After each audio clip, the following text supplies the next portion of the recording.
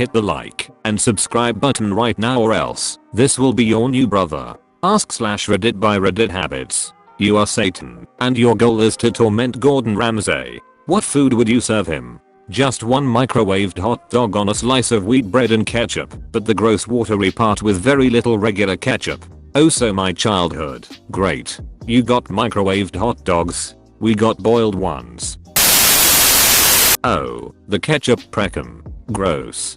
Thanks, now I hate it even more. Username checks out. This dude knows his dogs.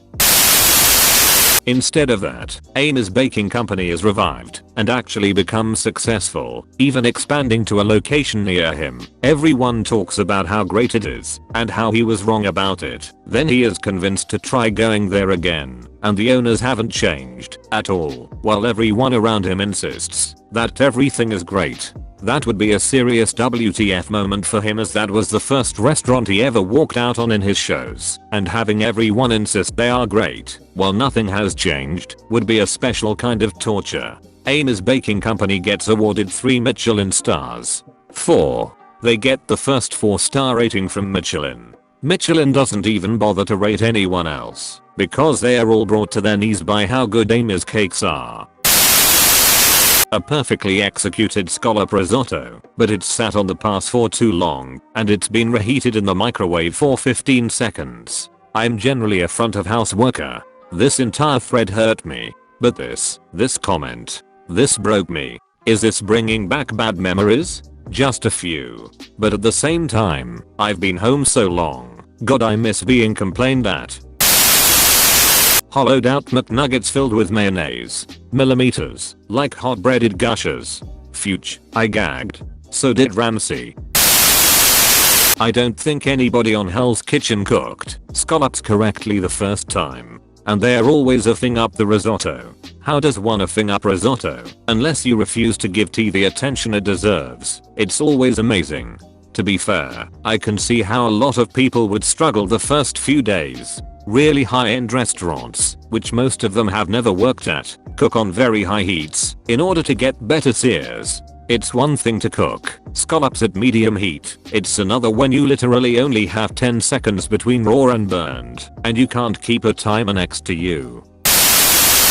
Whatever he asks for, expertly prepared, without a grain of salt. This is exactly what I thought. Everything is absolutely perfect, but there's no salt. Ramsay would see that the protein is cooked perfectly and draped over the most fabulous of garnishes, and it isn't seasoned. Being who he is, he'd bring it up. Sorry, we are trying to keep our blood pressure down, so we avoid using salt in the food. Next comes the soup. A fragrant aroma rises from a brisk medley of seasonal ingredients, all prepared and combined with skill and precision that can only be described as art, but it's bland because there's no salt. This continues for years, decades, centuries even. Every dish completely perfect except for the lack of salt. Ramsay is a broken man.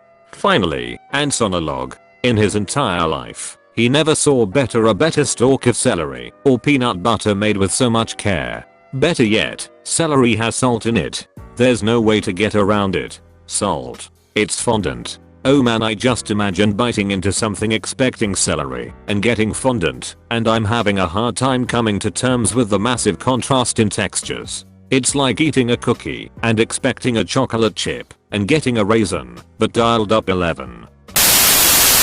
Overcooked, unseasoned filet mignon served on a roof tile instead of a plate, doused in an incredibly overpowering sauce that I thought of in a dream. The meat was cooked last night, thrown in the fridge on the same tray as raw meat, and then boiled before serving on a stove that hasn't been cleaned in 20 years and has a grease trap that looks like it's filled with crude oil. The side is store-bought frozen ravioli reheated in a microwave with canned ragu, but I told him it's fresh and made in-house. The first course is a salad with improperly washed, grilled lettuce, and its dressing is a cultural fusion between two cultures that have no business meeting. The dessert is half a slice of chocolate cake that is clearly from the cheesecake factory that I bought a week ago, and I charge him $30 for it. The fork has a bit of dried food stuck to it, and there's gum underneath the table. The menu is the length of a Dostoevsky novel. When questioned, I insist that I made everything that morning and pull out photos to prove it. He doesn't believe me. I call him an egocentric liar who doesn't know what he's talking about. As he leaves, I pocket the tip he left for the waiter. When he loses it and demands to see the chef, you tell him you fired your chef a couple years ago and changed the menu because you know what customers want. You quit your job as a bike mechanic to be the full-time chef/maitre d'. I named the microwave Chef Mike and put a chef's toque on top of it. Coincidentally, it is the only chef wearing a hair covering in the back of the house. Microwave lettuce. There we go. This is what I've been looking for. Is there anything that hasn't been microwaved? The salad. You effing donut. I'd provide him with the best kitchen and the best ingredients. He would be allowed to prepare any one food item of his choosing. This item would be the only thing he could eat for all eternity. Repetition makes the most enjoyable food revolting. He would choose and execute his own hell. An eternity of one meal, over and over again, set to Nickelback on infinite replay. Welcome, Gordon. Enjoy your stay. Username checks out. If I, being Satan, could see into his soul deep enough, I would divine his true favorite food.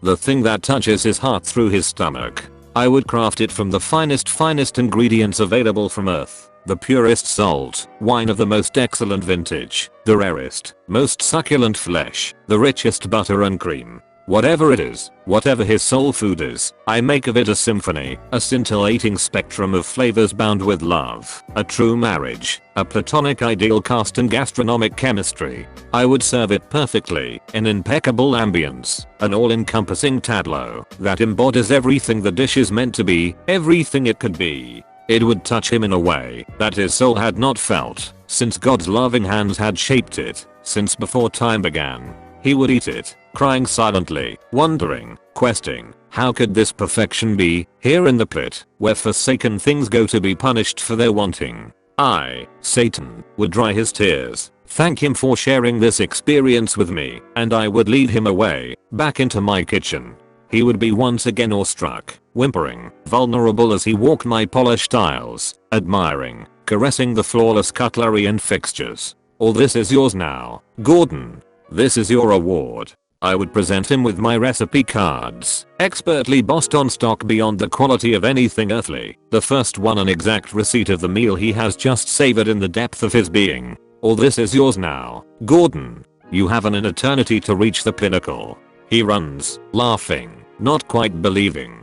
Perhaps this is a place of learning, of repentance. Perhaps he may be allowed to serve. Perhaps he may earn his redemption.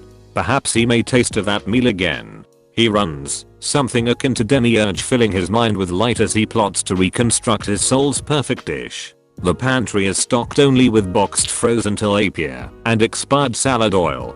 Forever. Are you actually Satan?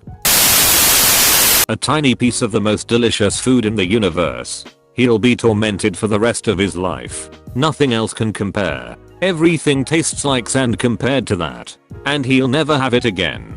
I was thinking similarly. The best thing Gordon has ever cooked, or could ever conceivably cook, followed by the most delicious thing Satan could cook, which would be 1,000,000 times more delicious. Just to let him see the gap between himself and actual perfection. To be fair, he has spoken with humility about other chefs that he said surpassed him, so I think he'd be able to accept being worse than ever tasting anything that good again. Might be torment, though. Lamb without lamb sauce. I heard this comment. Where's the lamb sauce? Locating the lamb sauce. Squidland. I love this so much. Spam straight from the can, room temperature and extra juicy, nothing else. Actually, a side of leftover twice microwaved unsalted ketchup drenched fries would be appropriate. No ketchup, but then sure. One of those savory jello dishes you always see in old cookbooks. One of my neighbor's favorite desserts is lime jello with other green foods in it, including some hidden celery. I didn't have the heart to tell her I'm one of those people who absolutely cannot stand celery. Sounds like my desperate mother's failed attempt at getting her kids to eat veggies. Not gotta work, mom. Not gotta work. Raw chicken and scallops in ramen noodle water with 10 seasoning packets and no noodles. Add some cut up warm Vienna sausages and I'm in. It's also in that 1 minute period where it's almost too cold to drink. pretty much any of my favorite meals. I'm talking processed chicken in a southern fried coating served with cheap fries, heavily salted while oven cooked, and baked beans with margarine and chili/garlic salt added during cooking. I'm talking mass-produced chicken pies, served with baked beans. I'm talking baked beans cooked with butter and Marmite added when up to temperature, served with 8 slices of cheap bread thickly spread with butter. Dessert. Ho, you getting 2 bananas, awkwardly sliced into a bowl. Custard. Here's a teaspoon now. Stfu. Breakfast. You getting 4 to 6 slices of cheap toast, cheap butter spread stuff, salted, with mayonnaise for dipping. Yeah, that's right. This how Satan live. I know we've never met, but I'm really concerned about your health. Thank you so much for watching till the end. Don't forget to like and subscribe to keep up with our daily videos.